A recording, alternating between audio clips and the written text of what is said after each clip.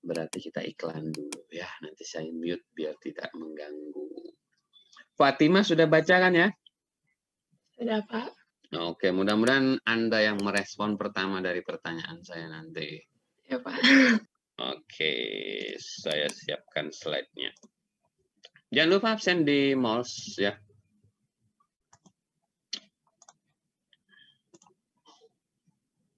Oke.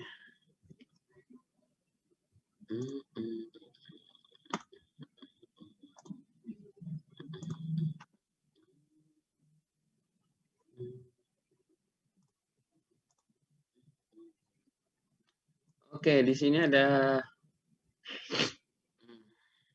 review tugas baca. Jadi ini sesuai dengan pertanyaan Fatimah nomor 19 ya. Keseimbangan antara kepentingan ekonomi, ya kepentingan ekonomi dan ekologis. Jadi sesuai pertanyaan Fatimah, kalau tidak salah apabila suatu wilayah ingin terjaga kualitas lingkungannya, berarti dia menghilangkan aspek pembangunan. Apabila suatu wilayah pembangunannya meningkat, maka akan yang kalah ya adalah aspek lingkungan atau ekologisnya. Jadi di sini ada dari Tri Widodo W. Utomo, sudah saya baca dan beberapa kali ini jadi bahan materi dalam mata kuliah hukum dan kebijakan lingkungan, dan masih relevan hingga saat ini karena teorinya terus ada.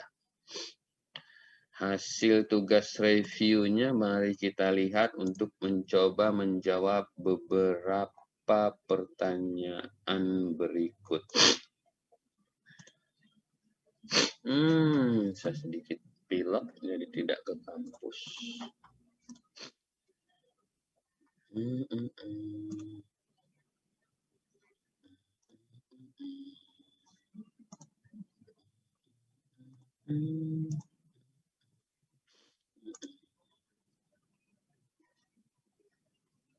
Oke, ini ya sama ya tugas membaca.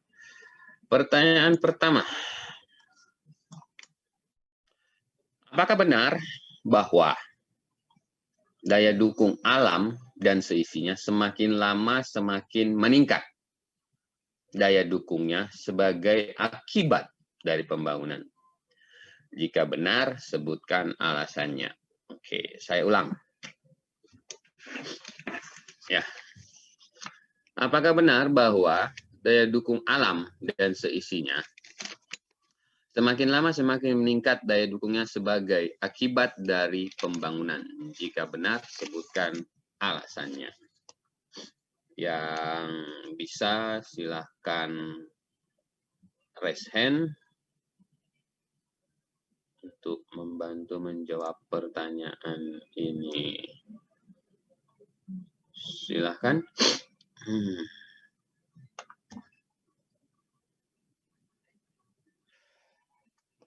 Alhamdulillah. Oke, ada Fatima ya. Oke.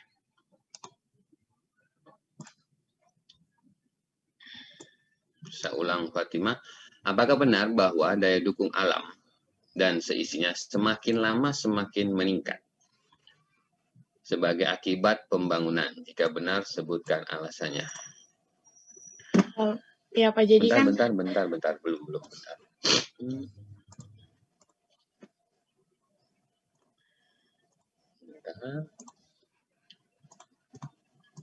Ya, silakan.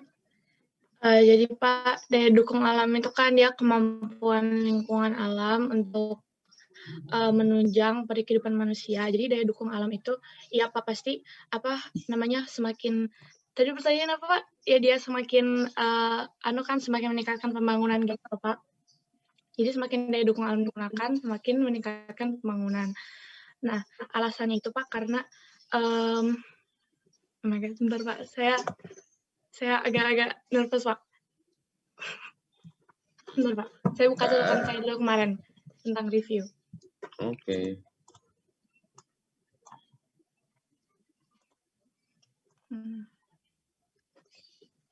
Pertanyaannya saya share di grup Telegram. Ya Pak. Kalau nggak salah itu dijawab dulu, benar apa salah. Kalau benar, apa alasannya. Kalau salah, apa alasannya. Daya dukung alam, sebentar.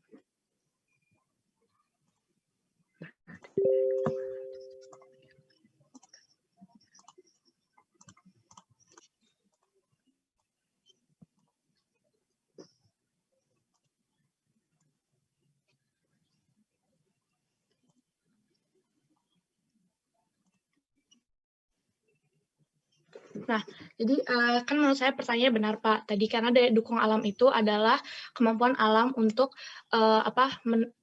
alam dengan beserta segenap unsur dan sumbernya untuk menunjang kehidupan manusia serta makhluk lain secara berkelanjutan. Menurut saya, iya Pak, daya dukung alam. Jadi semakin banyak manusia, semakin banyak alam yang akan dikorbankan untuk kebutuhan manusia. Nah itu tuh daya dukung alam tuh di situ digunakan gitu loh Pak untuk kebutuhan manusia. Itu alasannya Pak. Tapi jadi di sini juga ada beberapa kayak hubungan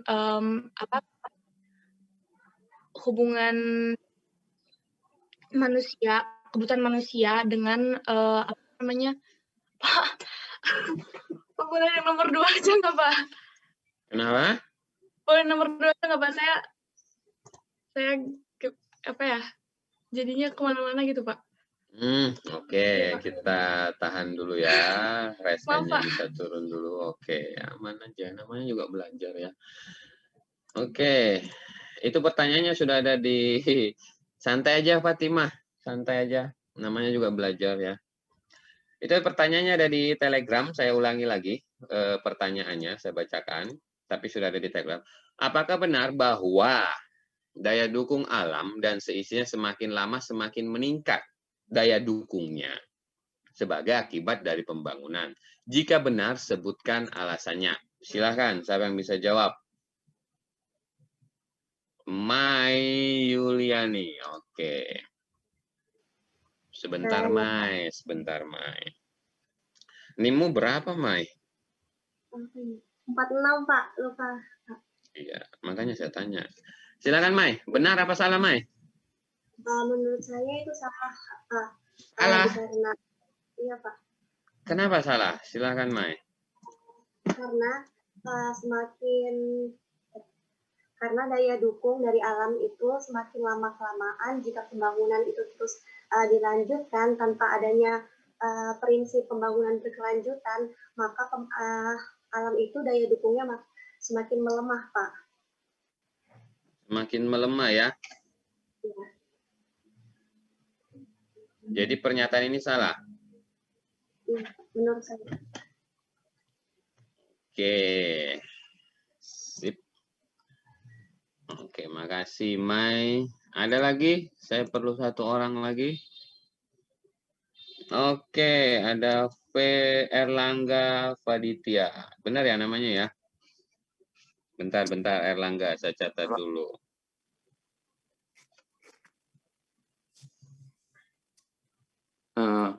Ya, benar apa salah? Salah, Pak. Yang benar? Seperti Mai Yuliani, karena seperti yang dijelaskan di paper tersebut yang saya baca, yang berdasarkan model dari Meadows, itu seperti di mana masa-masa industri dan pemenuhan ekonomi itu masih rendah, itu di mana masa lingkungan itu masih tangguh atau tinggi. Sedangkan pada saat kita terjadi peningkatan ekonomi dan pemenuhan kebutuhan industri itu, lingkungan semakin menurun karena terjadinya pencemaran dari industri-industri tersebut, Pak. Jadi menurut saya pernyataan tersebut salah. Daya dukungnya semakin rendah. Oke. Makasih Erlangga Faditya 01. Oke. Bagaimana Fatimah? Sudah dapat untuk nomor 1? Sepertinya saya mulai dapat, Pak. Jadi apa? Saya itu agak bingung di daya dukung gitu kan, Pak. Saya kira daya dukung itu kayak semacam kayak lingkungan itu digunakan untuk kebutuhan manusia. Karena kalau misalnya lingkungan semakin sedikit gitu, Pak, saya kira daya dukung itu kapasitas lingkungan gitu loh, Pak. Jadi semakin kapasitas lingkungan digunakan, maka pembangunan semakin maju kan, Pak. Tapi ternyata daya dukung itu adalah justru apa sih ya lingkungan itu sendiri. Jadi kayak semakin lingkungan yang digunakan, maka berarti semakin ya lingkungan digunakan, ya pembangunan semakin berkelanjutan, tapi lingkungan tuh semakin sedikit. Maka jadinya apa salah gitu loh pertanyaan nomor 1. Pernyataan nomor 1. Yang apa sih? Daya dukung alam dan sisinya semakin lama semakin meningkat. Sebagai akibat dari pembangunan. Justru sebagai akibat dari pembangunan, kemampuan alam itu semakin menurun, Pak. Oke. NIM-nya Fatima berapa? 19, Pak. 19.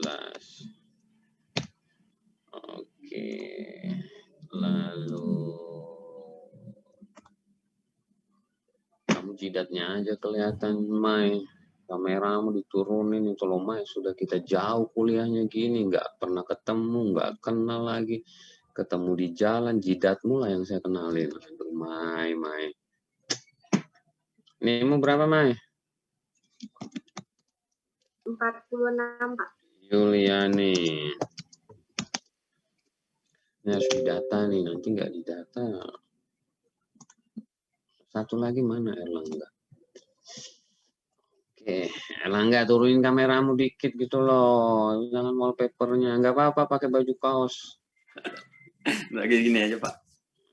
Curiga kan belum mandi juga lagi. Erlangga Faditya ya? Ya, Pak. Erlangga Faditya. Sorry ya kalau ada salah nama di telegramnya. Nggak apa-apa, Pak. Oke, remove ini harus aktif tangan ini. Nomor 2, mudah-mudahan ada yang bisa jawab selain 3 orang ini. Saya kirim aja lah pertanyaannya di Telegram.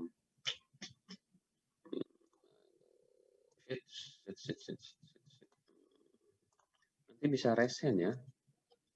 Mana slide PowerPoint-nya? Oh ini, jadi ke sini ya. Oke, nomor 1 udah benar jawabannya. Setelah tepuntal tepu lilit tadi Fatima menjelaskannya. Jadi daya dukung itu kemampuan lingkungan untuk mendukung aktivitas manusia yang ada di atasnya dalam melakukan kegiatan. Oh, malah jadi seperti itu dia ya. Jelaskan mengenai the limit to grow yang diperkenalkan oleh Mendon gitu ya. Oke, silahkan. Ini ada Fatima lagi, ada Iqbal. Sabar ya Fatima, kita coba ke Iqbal dulu. Iqbal Fatul, benar. Bentar, Bal, santai. White. Siap, silakan Iqbal. Ya Pak, jadi the limit to growth yang diperkenalkan oleh Meadows ini menjelaskan mengenai keadaan di mana pertumbuhan ekonomi tidak dapat ditingkatkan lagi, sementara kemampuan dan kualitas lingkungan sulit untuk diperbaiki kembali. Jadi di awal itu aktivitas ekonomi dan industri masih relatif rendah, jadi keadaan lingkungannya berada di puncak ketangguhannya. Kemudian seiring berjalannya waktu dengan penambahan jumlah penduduk dan tingkat polusi yang melekat pada ekspansi kegiatan industri pun semakin banyak karena kegiatan industri dan aktivitas ekonominya semakin meningkat. Jadi ketika di suatu titik aktivitas ekonominya tinggi, maka kemampuan dan kualitas lingkungannya sudah sulit untuk diperbaiki kembali. Seperti itu, Pak. Artinya apa tuh, Pak? Iqbal. Ya, Pak. Itu kan kamu membaca ulang dari paper aja. Kalau begitu artinya apa? Artinya ialah dari the limits to growth itu ada suatu titik di mana ketika ekonomi sudah tinggi, lingkungan tidak dapat dikembalikan seperti semula lagi. Jadi lingkungan tidak dapat dimanfaatkan. Jadi ekonomi nggak bisa terus-menerus naik. Ada titik berhentinya. Oke, mungkin bisa dilengkapi oleh Fatima lagi. Silakan Fatima. Ya Pak, jadi si Meadows itu dia ada membuat kayak diagram Pak dari tahun 1900 sampai 2100, di mana di diagram itu ada 3 unsur Pak. Yang pertama itu ada pembangunan, polusi, dan kemampuan lingkungan. Jadi Pak di diagram itu ada satu titik di mana pembangunan itu tidak bisa lagi dilanjutkan Pak, karena tidak adanya resource atau sumber dari lingkungan, dan itu polusi semakin tinggi gitu, Pak. Jadi pada saat titik itu terjadi, Pak, pembangunan itu akan semakin menurun, Pak. Nah, jadi kalau pembangunan menurun, otomatis ekonomi menurun, Pak. Karena resource dan lingkungan sudah tidak ada kan, Pak. Ekonomi menurun, jadi manusia juga akan kesulitan gitu loh, Pak. Itu. Gitu, Dan Pak. perlu biaya besar untuk memperbaiki Iya, kualitas lingkungan yang turun sehingga kesejahteraan yang diperoleh dari pemanfaatan sumber daya alam tidak ada artinya atau tidak berlangsung lama karena betul, Pak. tidak Ada layak yang main. juga hidup. Iya, Pak. Ya kan? Berarti Iya. waktunya kita pindah ke Mars gitu ya. Ya, itu antara kita pindah ke Mars atau kita memperbaiki bumi, Pak, gitu. Sebelum waktunya terjadi. Yes, oke. Makasih Fatima. Terjawab kan pertanyaan kamu minggu lalu ya? Alhamdulillah terjawab, Pak. Iya. Oke, sudah ada. Kita lanjut lagi ke pertanyaan selanjutnya. Oke, saya share-nya di Telegram aja ya. Soal nomor 3. Di slide PowerPoint itu ada contekan sih buat saya lihat jawaban panduan jawabannya. Jelaskan peranan pemerintah. Oke, ini masih relevan.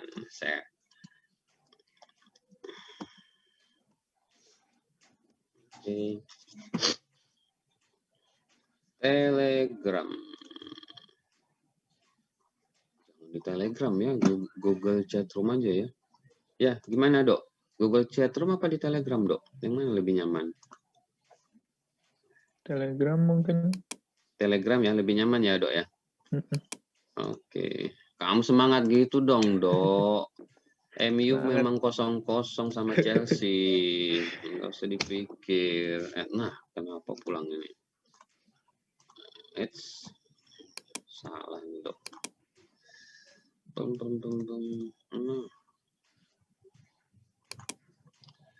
PowerPoint-nya mana ini? Ini di copy. Oh, jadi image deh ya? Udah ya?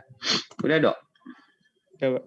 Jelaskan peranan pemerintah pada teori ekonomi publik untuk mengatasi masalah ekologi. Saya buka Zoom-nya lagi, ada yang resen apa enggak. Ini Fatima masih resen kan ya? Oke, kita nunggu yang lain dulu Fatima. Silakan. Ada yang bisa bantu dari... Oke, kita coba di Yulianti ya namanya ya? Nggak ada suaramu Yulianti, kenapa? Yulianti saja, Pak. Yulianti saja, NIM-nya berapa? Yulianti 65. 65 ya? Iya. Oke, silakan Yulianti, saya bacakan ulang soalnya. Aduh. Jelaskan peranan pemerintah pada teori ekonomi publik untuk mengatasi masalah ekologi. Sebentar ya, sebentar. Yulianti 65. Oke. Saya buka contekannya dulu Yulianti. Ya, silakan. Menurut pemahaman saya sih Pak, peranan pemerintah di sini lebih membuat aturan yang jelas yang harus diikuti oleh seluruh warga bangsa untuk apa? Untuk menjadi acuan bahwa misalkan setiap industri acuannya ini, aturannya ini, dan harus ada penindakan yang tegas apabila terjadi pelanggaran. Karena kalau sekedar aturan tapi ternyata setelah ada pelanggaran tidak ada penindakan, itu percuma juga. Mungkin itu Pak. Jadi, yang saya pahami. Pemerintah hadir ya dalam hal pembuatan regulasi dan instrumen hukum ya. Iya. Oke, makanya adalah hukum dan kebijakan lingkungan ini untuk mengatur keseimbangan ekologi. Jadi Yulianti dapat poin bahwa hukum dan kebijakan lingkungan seperti yang kuliah saya minggu lalu atau beberapa minggu sebelumnya adalah bagian dari peran pemerintah ya. Benar ya Yulianti ya? Oke. Silakan Dok. Kepencet resennya. Udah, Pak. Mau resen tadi. Apa jadi, tambahannya? Peranan pemerintah itu sangat penting, khususnya dalam merumuskan atau menciptakan berbagai instrumen hukum untuk menangkal kemungkinan timbulnya perusakan dan pencemaran oleh pihak-pihak yang tidak bertanggung jawab. Atau dengan kata lain, pemerintah dituntut untuk dapat merealisasikan konsep pembangunan berkelanjutan secara konsekuen. Itu, Pak. Sip. Oke.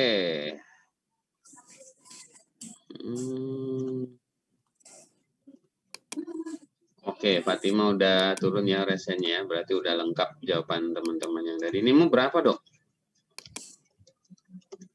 Oh iya, Pak. 45, Pak. 45. Ridho.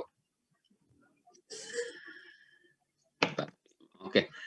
Jadi terjawab ya bahwa peranan pemerintah itu pada teori dalam hal perizinan. Jadi dia yang mengatur si produsen, si investor itu dalam melakukan kegiatan ekonominya wajib juga menjaga ekologinya dengan peraturan-peraturan atau instrumen hukum untuk merealisasikan konsep pembangunan berkelanjutan secara konsekuen ya. Jadi pemerintah bagian dari hal yang mengatur pengawasan juga. Oke, lanjut nomor 4. Wah, ini mudah nih. Harusnya bisa nih. Copy. Oke, ke Telegram lagi. Sebutkan prinsip utama yang dianut dan dikembangkan oleh WCED. Silahkan.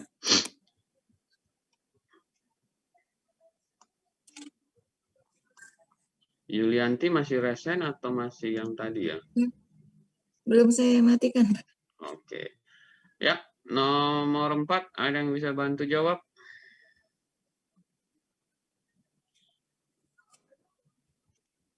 Itu lagi renovasi rumah ya, atapnya Yulianti ya, hati-hati ada jatuhan dari atas.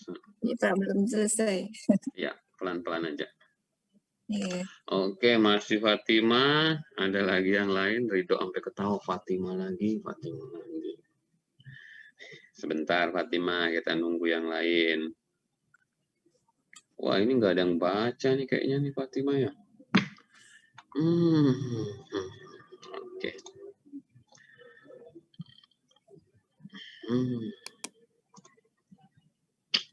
Bentar Fatima, saya buka contekan saya dulu.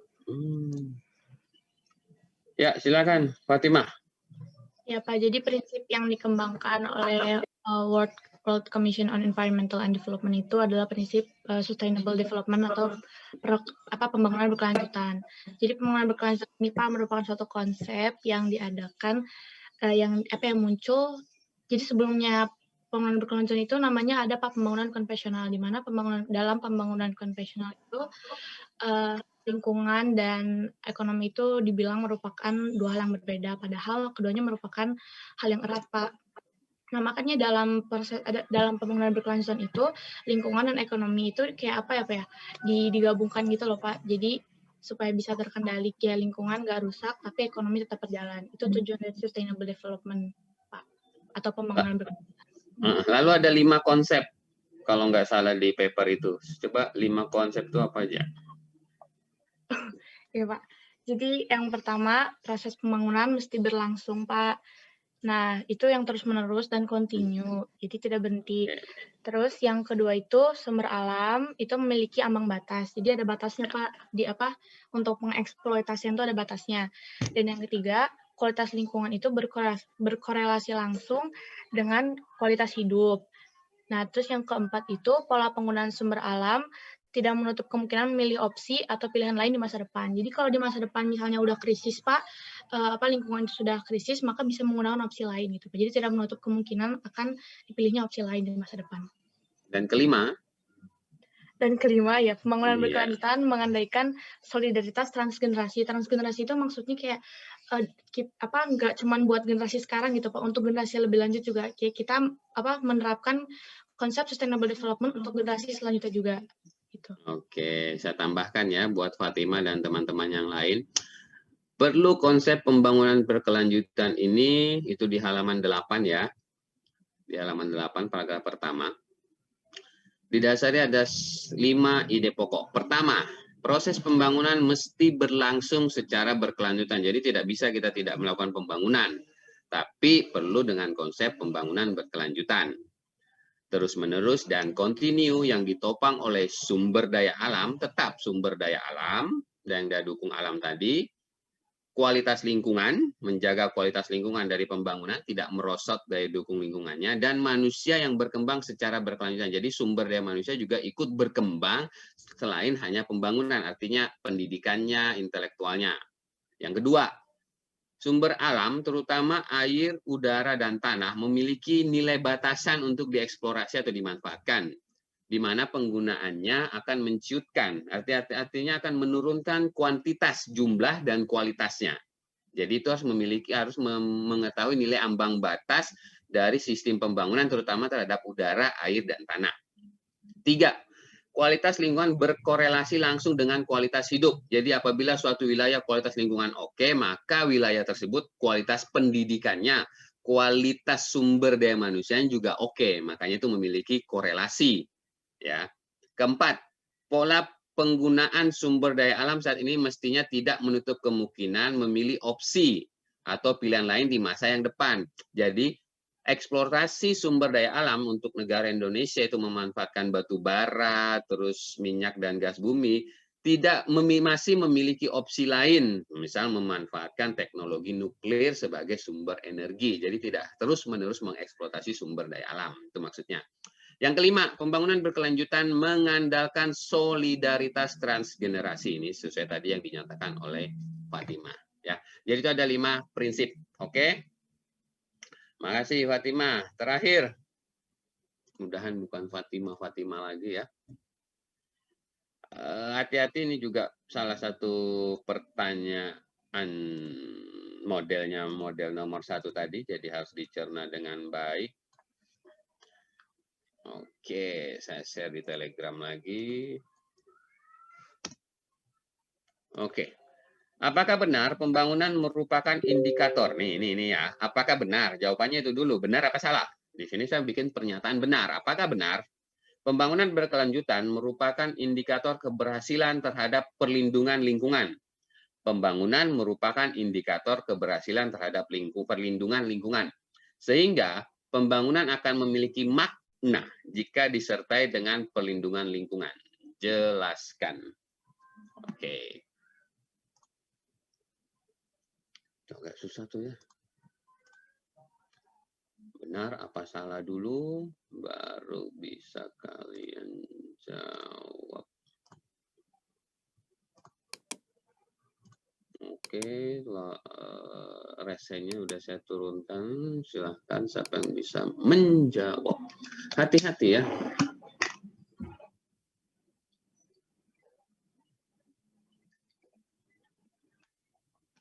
Apakah benar? Ya kan?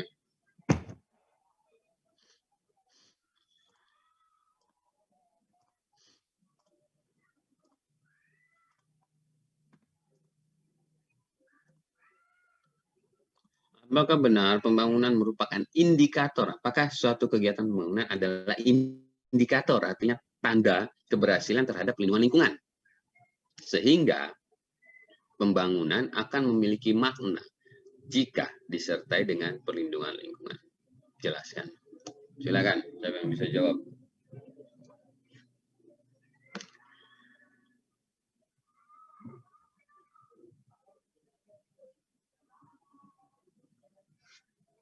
Yang bisa jawab.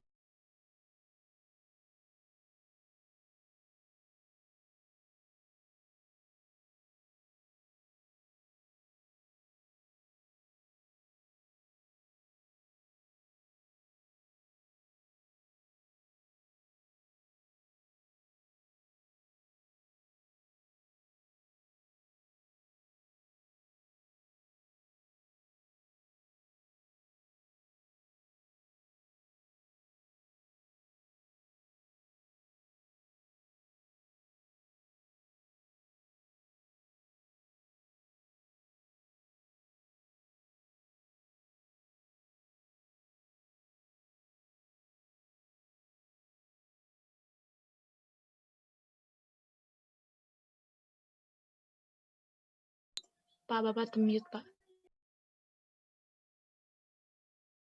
Oke, Fatima, bentar ya, kita nunggu yang lain.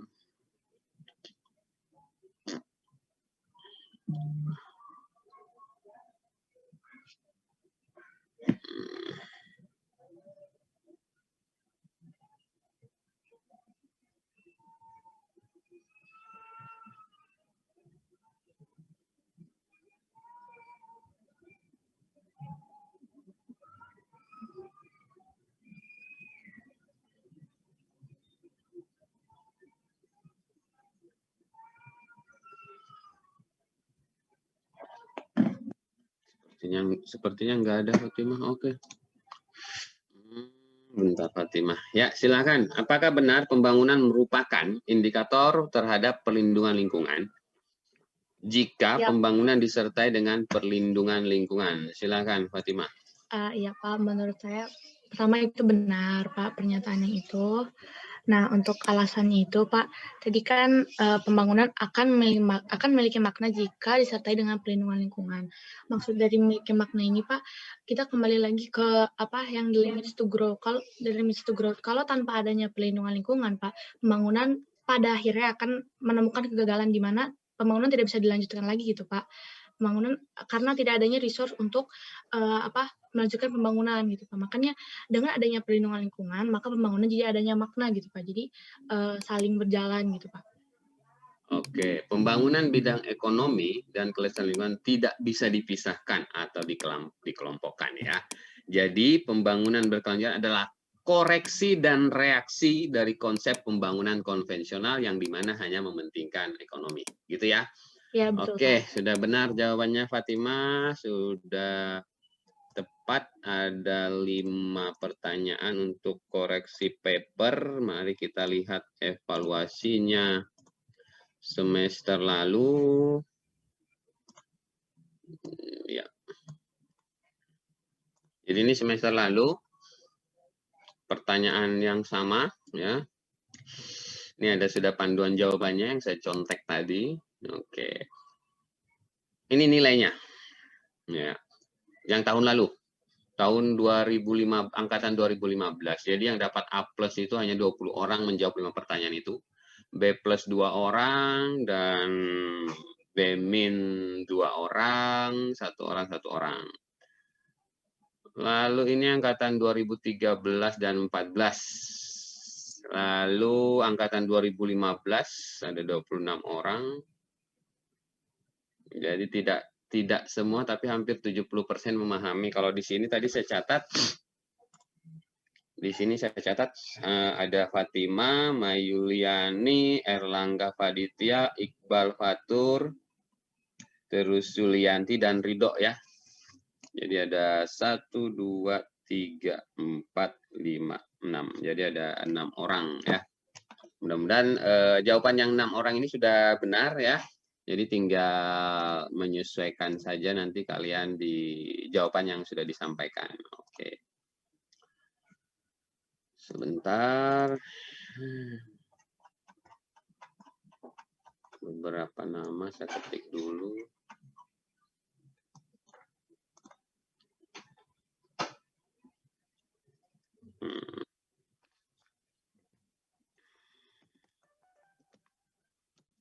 Oke.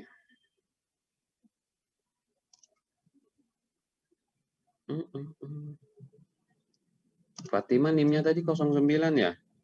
19 Pak. 19.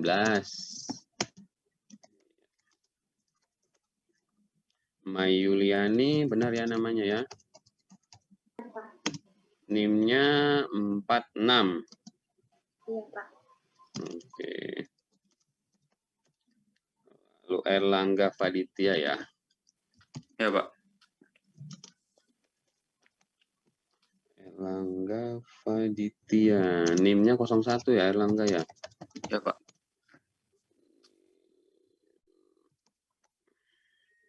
Lanjut. Iqbal Fatur ya? Iya, Pak. Fatur. Iqbal Fatur 09 ya? Iya, Pak, 09.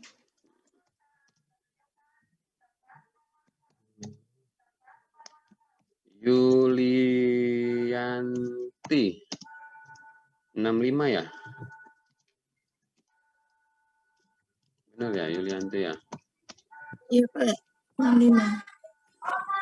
Ridho 45.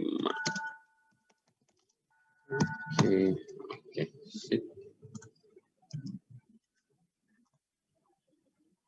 Oke, kita lanjut ke materi. Ini sedikit materi. Kalau nggak salah agenda kita hari ini ada tugas juga ya. Benar ya Dok ya, ada tugas ya di agenda kontrak kuliah Dok ya? Benar. Mohon maaf Pak, mohon maaf saya salah tadi. Salah apa? NIM-nya NIM-nya berapa? 0456. Bukan 65. 6055. 2 angka terakhir aja biasanya kita sebut. Iya. 2 angka terakhirmu berapa? 55 Pak. 5. Oh 55. Oke. Iya. Oke. Sudah tampil ya Dok ya? Ya, Pak. Oke. Jadi ini dia permasalahan lingkungan, ini juga dibantu disiapkan, bukan mahasiswa lagi ya, ini udah lulus nih, Miranda Mawarni. Oh, gelarnya malah STMSC ya. ST aja loh. Nggak ada MSC-nya. Ini TL angkatan 2014 apa 15, saya juga lupa nih. Oke. Permasalahan lingkungan itu ada 3 pokok. Yang pertama ialah pencemaran lingkungan, penggunaan atau pemanfaatan lahan, tata ruang, pengerukan secara berlebihan yang menyebabkan habisnya sumber daya. Ini yang eksploitasi tadi. Dengan perkembangan industri dan pertambahan jumlah penduduk yang tak terkontrol, kualitas lingkungan dunia makin memprihatinkan dan menjadi masalah global. Ya. Jadi si Richard ini mengelompokkan berdasarkan masalah lingkungan dalam 3 hal, pencemaran lingkungan, penggunaan atau pemanfaatan lahan atau ruang dari tata ruang, dan berlebihnya yang menyebabkan habisnya sumber daya alam. Jadi logikanya gini, makin banyak orang, makin banyak jumlah manusia, 270 juta penduduk Indonesia ya, itu semakin banyak orang perlu rumah dan perlu tempat tinggal. Jadi masuk ke poin 2, lahan. Semakin banyak jumlah manusia, semakin banyak lahan pertanian yang berkurang, padahal itu kan makanan pokok, beras, ya. Itu akan semakin berkurang. Semakin banyak manusia, semakin beragam kebutuhannya. Kebutuhannya untuk mendukung aktivitas hidupnya, sehingga semakin banyak dia memerlukan energi. Jadi semakin banyak orang, semakin banyak dia memerlukan energi. Energi dalam hal ini ialah misal mobil, energi listrik. Ya kan? Nah, mobil dan energi listrik itu diambil dari sumber daya alam. Jadi semakin banyak eksploitasi sumber daya alam untuk mendukung aktivitas hidupnya. Sehingga jumlah penduduk, pemanfaatan ruang, dan eksploitasi sumber daya alam untuk mendukung kehidupan aktivitas manusia menyebabkan yang poin 1, pencemaran lingkungan. Jadi menurut si Richard ini, permasalahan global dimulai dari jumlah penduduk. Tapi itu terjawab di paper 1 tadi. Terjawab sebenarnya permasalahan di paper 1. Tidak masalah jumlah penduduk banyak, tapi dilakukan dengan pembangunan berkelanjutan dan 5 konsep tadi, termasuk pembangunan kualitas hidup manusia. Sebenarnya terjawab di 5 konsep tadi yang saya lengkapi jawaban dari Fatima. Jadi 5 konsep tadi itu terjawab untuk mengatasi permasalahan lingkungan ini. Ya. Lalu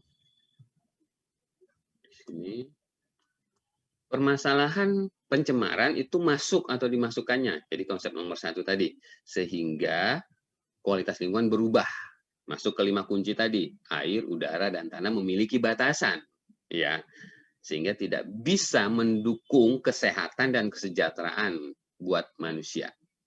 Jadi kekayaan atau kualitas pembangunan yang kita miliki itu tidak akan bertahan lama, karena manusianya akan sakit dari kualitas lingkungan yang turun akibat pembangunan. Dan kesejahteraannya tidak akan lama, munculnya berbagai jenis penyakit. Jadi konsep itu dijawab di paper tadi. Etika lingkungan manusia di atas kepentingan hidup lainnya, sehingga pencemaran lingkungan terjadi. Padahal manusia adalah bagian dari lingkungan itu itu sendiri. Pencemaran berdasarkan berat ringannya, yaitu kronis, kejutan atau akut dan berbahaya.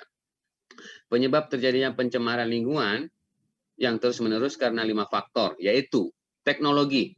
Kalau dari Takdir Rahmadi, dia menyebutkan 5 faktor penyebab dari permasalahan lingkungan. Tadi Richard ada 3 yang dikelompokkan. Teknologi, pertumbuhan penduduk, tetap pertumbuhan penduduk masuk. Ekonomi, paper tadi menjelaskan ekonomi dan ekologi. Politik, nah, makanya ini ada politik ekologi dan tata nilai. Jadi dari sini. Lalu dari segi hukum di Indonesia, permasalahan lingkungan hanya dibedakan menjadi 2, rusak dan tercemar dari sudut pandang hukum. Kalian tahu program KB, keluarga berencana? Tahu kan ya? 2 anak cukup. Nah, itu salah satunya mengatasi permasalahan pertumbuhan penduduk. Ya, kalau dilihat dari saat ramai atau dicanangkan program KB. Tapi program KB setahu saya sudah tidak dicanangkan oleh pemerintah lagi kalau tidak salah ya. Jadi itu salah satu dulu saat konferensi pembangunan berkelanjutan tahun 92, Indonesia meratifikasi dengan menekan pertumbuhan penduduk dengan program KB. Jadi dicanangkan terus, diiklankan terus 2 anak cukup. Seperti itu. Lalu permasalahan lingkungan secara global dimulai dari Eropa revolusi industri tahun 1950. Iya, sejak adanya industri dan mesin uap itu banyak sekali beragam bentuk produk yang dihasilkan oleh industri sebagai bentuk penunjang, bentuk pelengkap dan bentuk kemewahan dari aktivitas manusia. Yang mana revolusi industri dalam aktivitasnya mengeksploitasi sumber daya alam. Permasalahan dari pencemaran pada tingkat lokal, regional, nasional, dan global. Nah, ini seperti konvensi lingkungan di Stockholm tadi, yang dimulai dari Silent Spring. Lalu global variabel lingkungan yaitu ada populasi dunia ditempatkan di nomor 1 tadi, pertumbuhan penduduk lagi, industrialisasi pabrik tadi, pencemaran, produksi makanan, kemasannya, penipisan atau berkurangnya SDA. Lalu secara global banyak terjadi permasalahan lingkungan mulai tahun 1950 hingga 1998. Jadi ini dari Eropa, global, dan nasional. Jadi dari Eropa, global, baru kita ke Indonesia. Jadi banyak sekali permasalahan lingkungan yang muncul. Kalau di global itu ada 3. Apa saja yang 3 ini? Yang 3 ini menurut laporan CIFOR, rata-rata penggundulan hutan, berarti keanekaragaman hayati. Ini yang global ya. Hutan paru-paru dunia, karena dia yang menyerap karbon monoksida untuk melakukan proses fotosintesis untuk menghasilkan oksigen. Dalam laporannya tahun 2000 memprediksi alih fungsi lahan dan penggundulan hutan mencapai 2 juta hektar per tahun. Ini permasalahan lingkungan global ya. Para pakar 80% pencemaran laut diakibatkan dari atau berasal dari darat. Jadi ada hubungan antara kondisi hutan, sungai, muara, dan laut. Jadi kalau hutan di darat digundulin, terjadi erosi dari permukaan tanah itu menyebabkan pendangkalan di sungai dan muara sehingga membawa sampah juga ke laut. Jadi menurut pakar 80% pencemaran laut diakibatkan dari darat. Yang kedua ialah pemanasan global, peningkatan suhu bumi atau global warming akibat dari kekuatan isu itu sendiri, bukan akibat dari perubahan alami dari alam. Kalau nggak salah global warming salah satunya juga dari penggundulan hutan, karena tidak ada lagi yang menyerap karbon monoksida dari hutan yang ada dalam proses fotosintesis. Lalu dari sana menyebabkan penipisan lapisan ozon. Ya ini teorinya juga sudah banyak dan kalian juga sudah tahu. Jadi permasalahan lingkungan global dari 3 ini saling berkesinambungan. Oke. Kalau nasional, karena kita negara tropis, permasalahan pertama ialah kehutanan. Seiring dengan tadi keanekaragaman hayati, penebangan liar, kebakaran hutan, dan praktek perkebunan besar.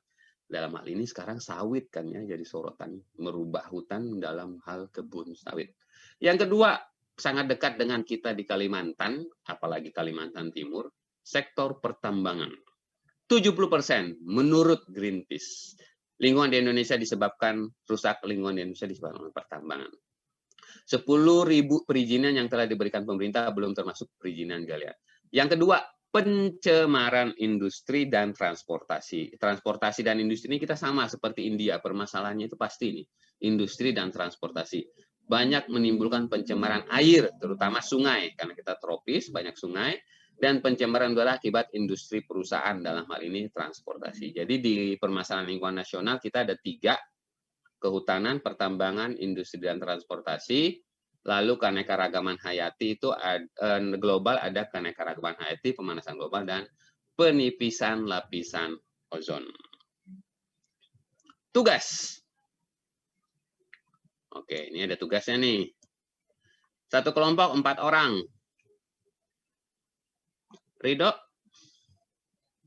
Ya, Pak. Ini sudah semester 4 ya, Dok ya? Iya, Pak. Oke.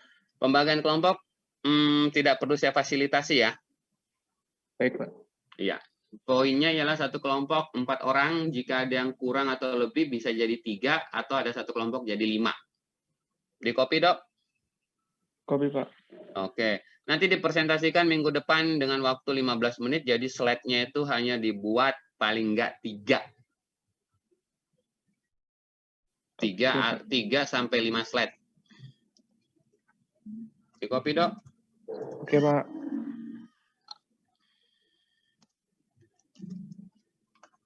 Dipresentasikan 15 menit. Apa tugasnya? Pada kurun waktu 5 tahun terakhir, berarti ini tahun 2021, berarti tahun 2020, 2019, 2018, 2017, dan 2016. Benar ya, Dok ya? Benar, Pak. 2016 sampai 2020, Dok. Oh iya, 20. Iya. 21 kan baru jalan, Dok. Apa saja kasus permasalahan lingkungan yang terjadi, baik pada skala nasional maupun global. Serta jelaskan pandangan kalian sebagai mahasiswa teknik lingkungan terhadap pengaruhnya dalam permasalahan lingkungan dari berbagai gambaran umum yang ada. Oke, tadi dijelaskan kalau permasalahan global ini menurut referensi ya, ini udah lama. Tapi yang saya minta 5 tahun terakhir, kalau global itu keanekaragaman hayati, pemanasan global, dan penipisan lapisan ozon. Jadi di luar dari 3 ini harusnya ada 5 tahun terakhir, ya. Lalu permasalahan lingkungan nasional, sektor kehutanan, sektor pertambangan, pencemaran industri dan transportasi. Yang lagi rame ini kita sering dapat kiriman limbah B3 kalau nasional. Nah, itu kan kasus sendiri juga. Ya, udah nguapnya ya. Ya, kalau nguap ditutup ya. Ya, gini ya. Jadi nih, sekarang tugas kalian pada kurun waktu 5 tahun terakhir dari 2016 sampai dengan 2020. Ya. Apa saja kasus permasalahan lingkungan yang terjadi baik pada skala nasional maupun global, serta jelaskan pandangan sebagai mahasiswa teknik lingkungan terhadap pengaruhnya dalam permasalahan dari berbagai gambaran umum yang ada, yang kalian cari kasusnya tadi. Ada yang ditanyakan sampai di sini terkait tugasnya? Silakan.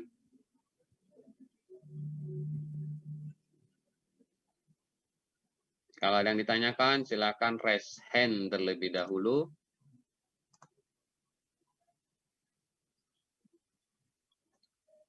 Oh, saya capture screen itu ya, Dok ya. Masukkan ke grup ya, Dok ya. Oke, biar dibaca dulu kan sama kalian ya.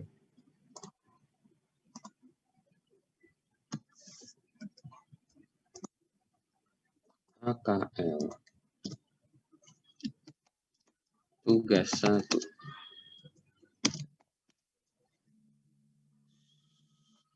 Minggu depan itu tanggal 8.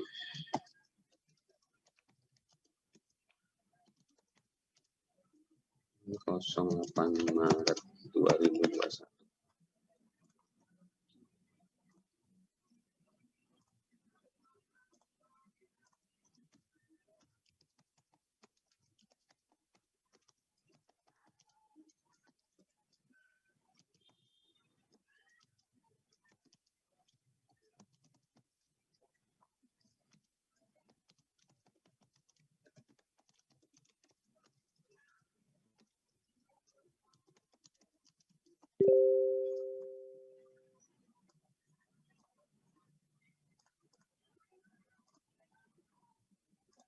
Dok, tampil dok. Tampil Pak. Kumpul PDF, jadi dibuat di slide PowerPoint, lalu dikonvert ke PDF, dikumpul H-1 via PJ. Nanti tiap kelompoknya dikumpul dok ya. Oke Pak. Setelah itu H-1 Ridho bisa WA saya untuk saya minta alamat emailnya biar saya kirim. Saya Ridho kirim via email. Gitu dok ya. Oke Pak. Jadi pada kurun waktu kasus permasalahan lingkungan ya, kasus permasalahan lingkungan. Ada yang ditanyakan sampai di sini? Dok, perlu berapa lama kamu bagi kelompoknya dan share di grup Telegram? Sehingga saya tahu berapa kelompoknya. Kayaknya sore, Pak. Sore bisa, Pak? Boleh, sore. Kamu ketik aja di Word ya, atau di Doc. Nanti filenya aja dilampirin di grup Telegram. Dalam bentuk tabel ya. Jadi kelompok 1, 2, 3, 4, 5. Ya kan? Nama, NIM, nama, NIM. NIM-nya 2 angka terakhir aja, Dok. Di copy, Dok? Oke, Pak. Oke. Ada yang mau ditanyakan terkait tugasnya? Pak, mau tanya, Pak. Dirimu siapa? Rifka, Pak. Oh, kamu Rifka. Sudah nyala lampumu ya. Kenapa, Rifka? Mau tanya yang tentang tugas kelompoknya itu, permasalahannya itu nggak boleh dari yang ketiga contoh tadi, Kak, Pak? Yang global, iya. Kalau yang nasional? Yang nasional tadi saya sudah kasih satu contoh tentang maraknya kita kasus impor limbah B3. Jadi Indonesia itu dikirimin tuh limbah B3 tuh. Terus di Indonesia, sampai di Indonesia katanya bisa didaur ulang atau dimanfaatkan lagi. Gitu. Itu kan yang limbah B3 kan kasus 5 tahun terakhir kalau kita buka website KLHK. Kalau kalian mau cari, kalian buka website KLHK, Kementerian Lingkungan Hidup Kehutanan, cari di bagian Gakum. Web Gakum. Gitu ya, Rifka? Oke, Pak. Oke. Ada lagi? Gakum itu penegakan hukum. Ada lagi yang ditanyakan?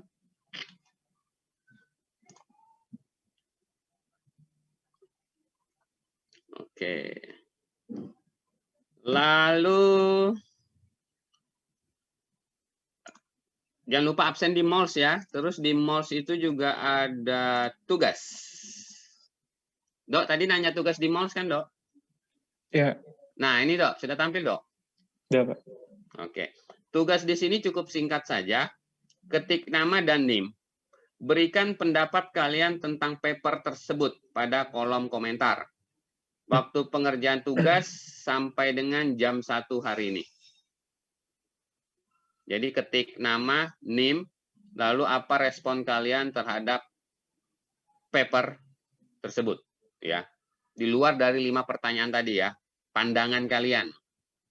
Di copy, Dok, dan yang lain-lain? Copy, Pak. Oke, ini sampai jam 1 siang hari ini. Ya, ini sudah saya atur schedule-nya, jadi ini kalau udah lewat jam 1 nggak bisa lagi nginput. Oke. Jadi ada tugas di MOLS, ada tugas kelompok. Tugas kelompok sore saya dapat kelompoknya dalam bentuk tabel aja, Dok ya. Kirim filenya aja di grup Telegram. Nanti saya lihat kelompok 1 namanya siapa, NIM-nya berapa, ada berapa kelompok. Oke. Lalu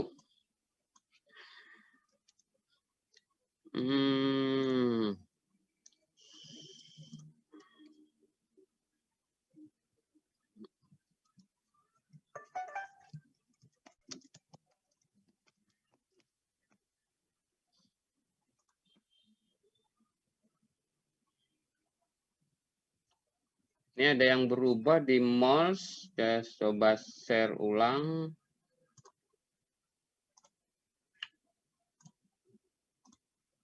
Tampil, Dok. Tampil, Pak. Ada bacanya ini, Dok. Apa bacanya, Dok? Minta tolong bacakan. Bebas tugas. Siapa aja? Fatima 100, Mai, Erlangga, Aditya, Iqbal, Yulianti, Ridho. Oke. Ada berapa orang, Dok, yang bebas tugas di MOLS? 6. 6. Itu sudah ada nilainya, Dok, ya? Ya, Pak. Oke. Berarti yang lain belum, ya? Oke, Pak. Jadi Ridho dapat tugas di MOLS apa enggak? Enggak. Oke, benar. Di copy ya yang lainnya.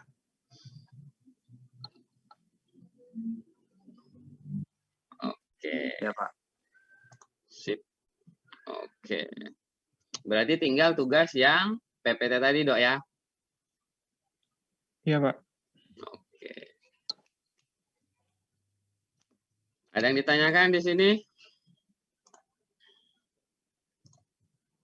Jadi yang 6 orang tadi tidak usah tulis di komen karena sudah ada nilainya tadi, nilai 100, 90, 90, 80, 80, 80. Oke? Tinggal tugas presentasinya saja. Oke? Ya. Saya sudah ngumpul, Pak, tadi, Pak. Kenapa? Tugasnya sudah saya kerjakan tadi, Pak. Sudah kamu upload situ juga? Sudah. Ini deh. Jadi mau yang mana nih kamu? Nanti saya baca nilainya yang mana. Yang 90 aja, Pak. Kalau bisa nilai yang tertinggi lah, Pak. Kalau yang saya Ya, jawab Pak. tadi lebih bagus. Nah, saya pakai yang itu, Pak. Tapi kalau yang saya jawab tadi lebih bagus, intinya, Pak, nilai yang tertinggi dari 2 jawaban saya. Nah, gitu kan, Erlangga? Ya, Harus berdiplomasi, Erlangga. Ya. Iya, Pak. Tidak menyuruh dosennya, juga tidak meminta. Tapi sebaiknya, Pak, yang mana dari 2 nilai itu yang lebih baik, saya pilih yang itu. Gitu ya, Erlangga ya. Ya, Pak. Kalau sama saya gitu aja. Oke, Pak. Yang penting kamunya udah sopan. Intinya sih itu. Etika sih nomor 1. Oke, ada lagi yang ditanyakan? Ini udah rame kayaknya di grup kelas kalian ya. Kamu kelompok sama saya, kamu sama saya, sama saya. Dok, gitu ya, Dok ya? Belum, Pak. Belum mulai. Belum ya? Belum. Habis kelas kayaknya. Iya. Jangan berantem ya. Sahabat, nanti berpisah gara-gara kelompok ini doang nih. Ya. Tolong, Dok ya, kamu yang fasilitasi, nggak usah saya. Iya, Pak. Nggak usah pakai sistem ASEN juga. Nomor 1 sampai 4 satu kelompok, 5 sampai 8 kelompok 2. Wah. Itu kalau nggak salah di Android itu ada aplikasi tentang random. Jadi kita tinggal ketik semua nama teman, terus kita pencet, dia putar seret. Ini muncul 1. Pencet lagi seret 2. Nah, itu 4 kali pertama itu kelompok 1. Jadi satu-satu tuh kayak tim Juventus kalau kita mau main bola, jadi pembagian timnya pakai aplikasi itu aja. Jadi bukan sama hebat, nggak hebat sama nggak hebat, tapi pakai aplikasi itu. Kamu tahu nggak ada aplikasi itu, Dok? Belum ya, Pak. Nanti mau cari nih. Iya. Itu keren tuh. Jadi gini. Konsepnya gini.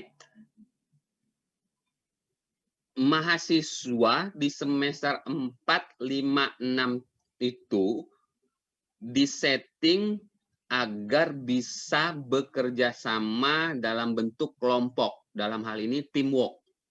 Ya.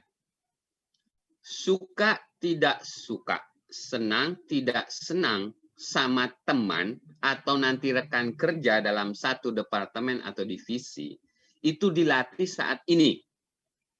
Ya, misal si A tidak cocok dengan si B, artinya tidak teman sepergaulan atau bukan sama-sama pemain futsal atau tidak sama hobi bola, tapi dikelompokkan nih dalam kelompok HKL ini, nanti difasilitasi Ridho. Jadi mau tidak mau untuk mencapai visi misi agar nilai kelompoknya bagus, mau tidak mau dia berkomunikasi.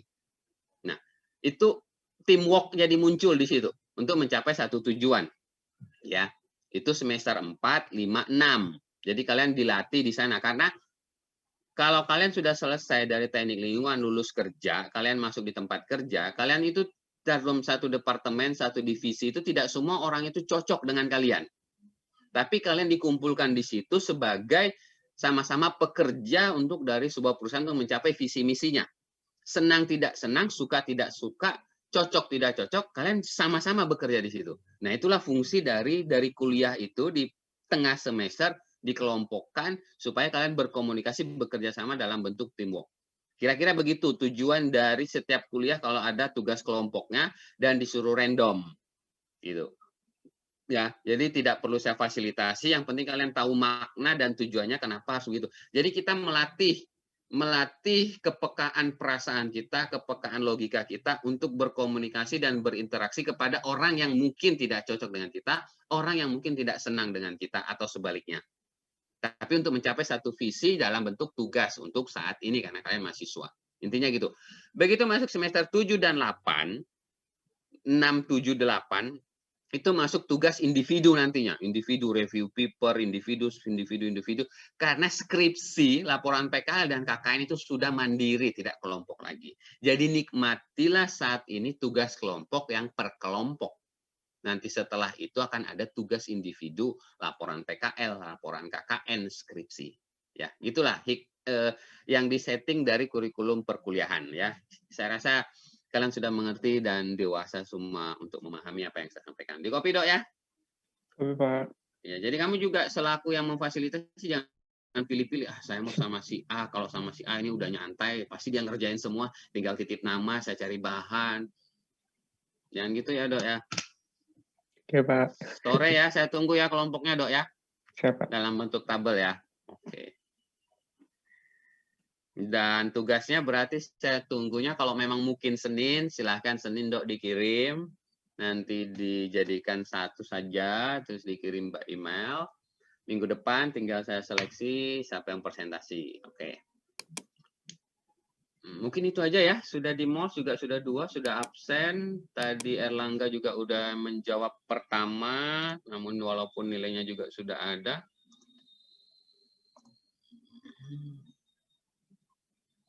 Seperti itu, coba saya lihat tugas. Oke.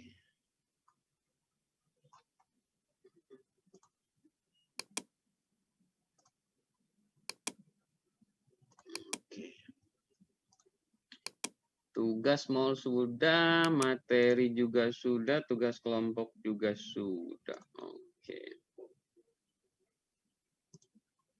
Oke, ada yang ditanyakan sampai di sini sebelum saya akhiri. Paper hari ini bagian dari bahan ujian tengah semester. Oke. Ada yang ditanyakan sampai di sini?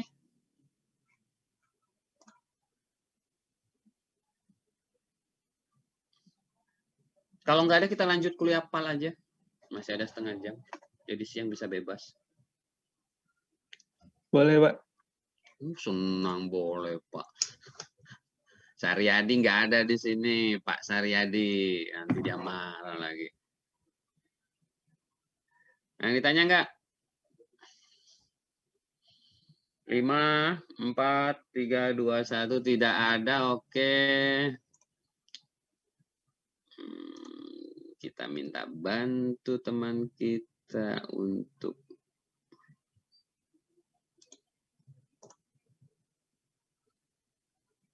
turunkan kameramu sedikit. Kamu anak teknik lingkungan juga ya? Nggak ada suaranya. Iya, Pak. Kok nggak pernah kelihatan kuliah? Apa ada, Pak? Hah? Saya Kamu kan TL 19, Pak. bukan penyusup ya? Bukan. Serius, kamu mahasiswa TL?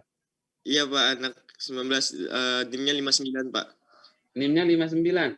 Iya, Muhammad Iqbal Nugra Putra. IP-mu berapa semester lalu? IP 265. 265? Iya, 2,65. Nggak bisa dapat beasiswa kamu ya.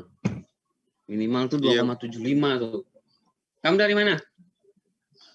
Samarinda, Pak. Lokal itunya, Pak. SMA berapa? SMA 2. Oh, SMA 2, kemakmuran ya? Iya, Pak. Tinggal di mana? Ini tinggalnya di PM Nur, Pak. Pasar Impres? Impres ya itu di ya? Rapak Benuangnya, Pak. Oh, Rapak Benuang. Pokoknya Kamu pimpin doa. Oh ya. Ayo teman-teman, sebelum mengakhiri kegiatan kuliah hari ini, marilah kita berdoa menurut agama dan kepercayaan masing-masing. Berdoa, dimulai.